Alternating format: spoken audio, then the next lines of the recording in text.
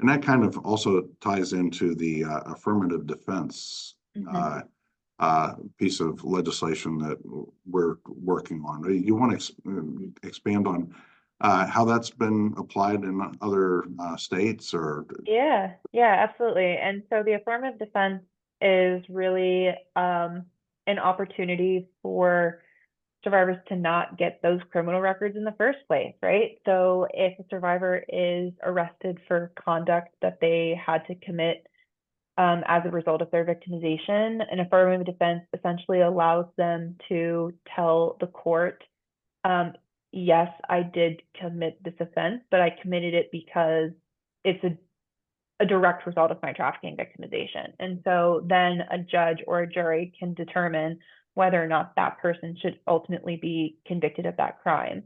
So it allows the survivor the opportunity to kind of avoid that conviction in the first place.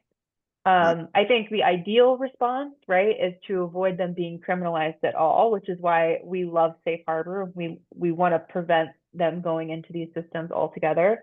But because we know that the system, unfortunately, is fallible and we don't always recognize survivors as survivors beforehand, this is at least an opportunity for them to avoid that criminal record from happening through raising that affirmative defense.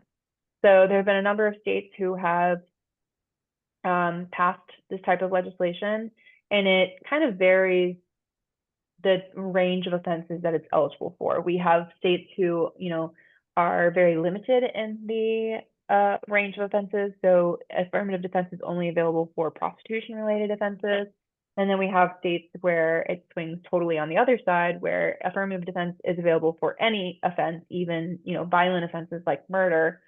And then, we have some states that kind of are in the middle somewhere where you can maybe raise it in, all misdemeanor and non-violent felony cases, or some maybe enumerated list of offenses.